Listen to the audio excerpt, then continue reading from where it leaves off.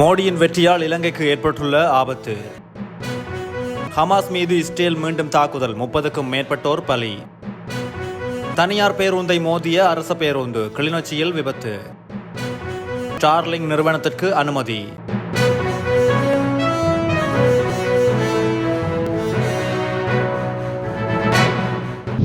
நடந்து முடிந்த இந்திய பாராளுமன்ற தேர்தல் முடிவுகள் இலங்கையை மேலும் அடிமை நாடாக மாற்றவுள்ளதாக அரசியல் ஆய்வாளர்கள் சுட்டிக்காட்டியுள்ளனர். நாடாளுமன்ற தேர்தலில் பாஜக தலைமையிலான கூட்டணி வெற்றி பெற்றுள்ள நிலையில் நாளை மறுதினம் 3வது தடவையாகவும் பிரதமராக நரேந்திர மோடி பதவியேற்க உள்ளார்.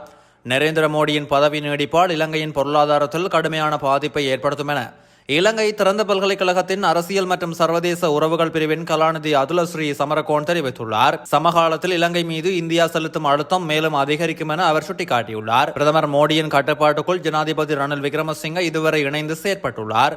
இந்த காலப்பகுதி இலங்கையின் பொருளாதாரம் இந்தியாவின் ஆதிக்கத்திற்குள் சிக்கியிருந்தது. இலங்கையின் முதலீட்டு வலையமைப்புகள் பலவற்றை இந்தியாவுக்கு வழங்கப்பட்டுள்ளது. எரிசக்தி, துறைமுகம், விமான சேவை ஆகிய அனைத்திலும் இந்தியாவின் ஆதிக்கம் தீவிரமடைந்துள்ளது. திருகோணமலை எண்ணெய் குதம் உட்பட பல்வேறு முதலீடுகள் இந்தியாவின் கைகளில் உள்ளது.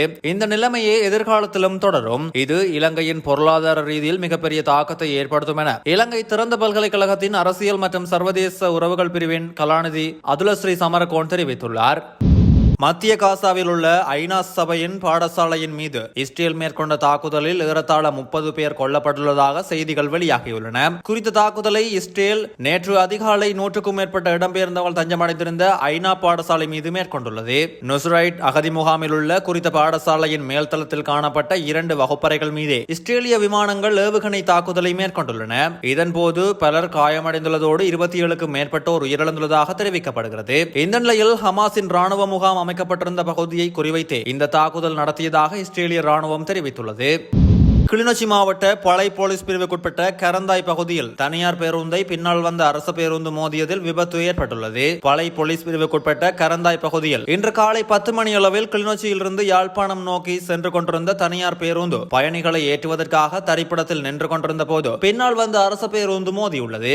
குறித்த விபத்தானது திட்டமிட்டு இடம்பெற்றுள்ளதாக பயணிகளால் தெரிவிக்கப்படுகிறது. கிளிநொச்சியில் இருந்து யாழ் நோக்கி அரசு பேருந்தும் தனியார் பேருந்தும் ஒரு சில நிமிட வித்தியாசத்தில் புறப்பட்டு வருவதால் இருவருக்கும் இடையில் அடிக்கடி முருகல் நிலை ஏற்படுவதாகவும் இதனால் வீதியில் போட்டியிட்டு செல்வதாகவும் பொதுமக்களால் குற்றம் சாட்டப்படுகிறது.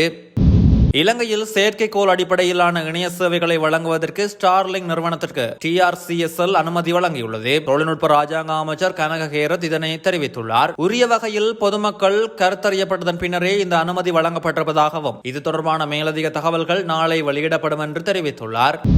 எதிர்வரும் ஜனாதிபதி தேர்தலில் தமிழ் பொது வேட்பாளர் ஒருவரை நிறுத்துவது தொடர்பில் ஜனநாயக மக்கள் விடுதலை முன்னணி பல்வேறு தீர்மானங்களை மேற்கொண்டுள்ளது. அந்த கட்சியின் தலைவர் சித்தார்த்தன் தலைமையில் அண்மையில் நடைபெற்ற கட்சியின் மத்திய குழு கூட்டத்தில் இதற்கான தீர்மானங்கள் எடுக்கப்பட்டுள்ளன.